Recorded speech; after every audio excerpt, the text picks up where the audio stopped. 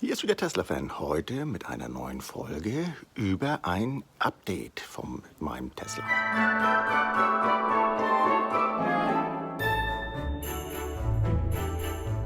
Hier sieht man jetzt die Meldung, die ich gestern Abend bekommen habe, und ihr seht, 21:23 Uhr wurde diese Meldung mir geschickt. Man sieht dann einen Bildschirm, wo drauf steht ein Software-Update, eine Uhrzeit draufsteht, die man einstellen kann.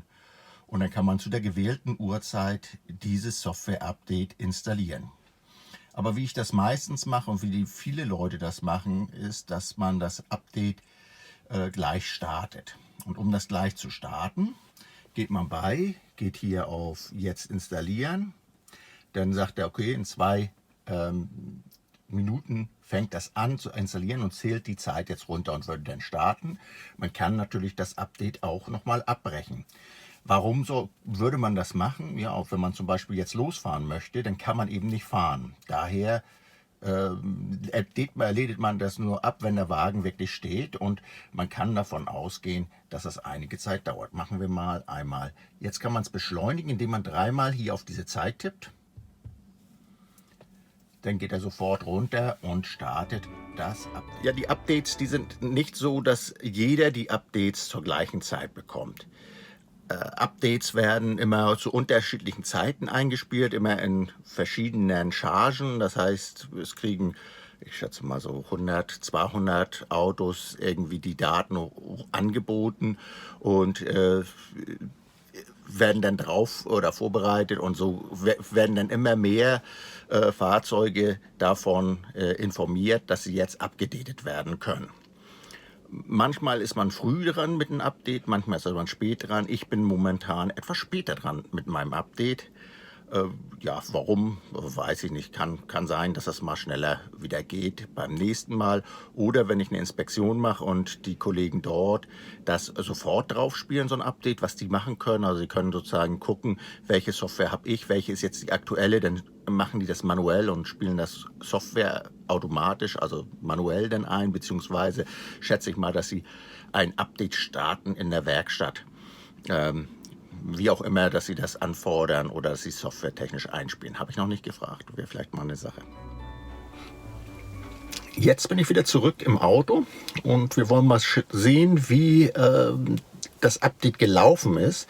Ich habe eine Meldung, die ich bis jetzt noch nie hatte, und zwar steht da: Update abgeschlossen, Status wird überprüft.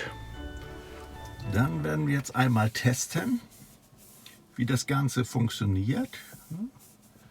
Wir ziehen das runter. Dann gibt es ja hier das neue Romantik-Mode. Der fängt dann an. Hier hat man jetzt ein Feuer im Auto. Wenn man das jetzt beenden will, dann geht man hier 1, 2, 3 drauf und dann beendet das Feuer. So, dann haben wir ja noch eine weitere Möglichkeit. Und zwar gibt es hier den sogenannten Emissionsmod. Finde ihn nicht so dolle, aber gut. Da kann man jetzt auf Anforderung, dass er dann den Emissionstest macht.